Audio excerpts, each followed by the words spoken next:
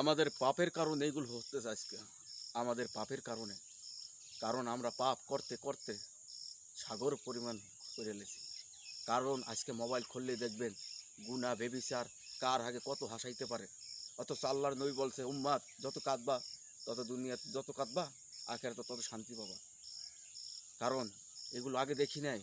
বিমান দুর্ঘটনায় অবুঝ শিশু মারা গেল, পানিতে ডুবে লঞ্চ ডুবতে মানুষ মারা যায়, রানা পেলাতে পরে মানুষ ধ্বংস হইতেছে। কারণ আমাদের গুনার কারণে।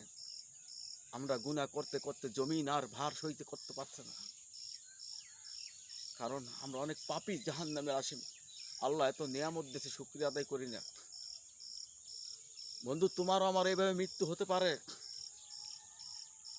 মালাকুল মৌত তোমার আমার পাশ দিয়ে ঘুরতেছে, শুধু ওই মালিকের হুকুম হবে তখন যাইতে হবে। বন্ধু বলবো তোর পায়ে ধরে, বন্ধু যুবক, একবার চিন্তা করে দেখ, তুই এই অসৎ পথে টাকা পয়সা কামাই করতেছ, তোর জন্মদাতার মাকে তুই জিজ্ঞাসা করে দেখ, মা তুই আমার একটা নেকি দিবি হাসরের মাঠে? কখনো দেবে না। এমন টাকা কামাইতেছ, তোর নেককার একটা সন্তান নাই যে কবরের পাশে যে দোয়া করবে। বন্ধু তোর পায়ে ধরি, বেহায়া পানা গুনার কাজ আর করিস না। কারণ এই কবর কাউকে খাতির করে না। এই কবর খুব ভয়াবহ জায়গা বন্ধু, খুব ভয়াবহ জায়গা। তোর ওই একলা ওই বাগানে থুয়ে আসবে, যেখানে তুই কখনো হারস নাই। একটা সামান্য একটা মশার কামড়ে ঘুমাইতে পারস না। একটা সাপ বিচ্ছু পোকামাকড় দেখলে ভয় পাস। আর অথচ ওই কবর খুঁজলে দেখা যায় অনেক সময় বড় বড় সাপ বিচ্ছু পোকামাকড়।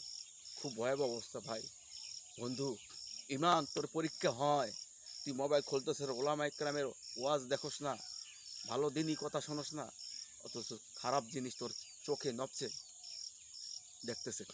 আল্লাহর কসম, এই হাত একদিন সাক্ষী দেবে। আল্লাহ এই হাত দিয়ে, আমার হাত দিয়ে খারাপ কাজ করাইছে।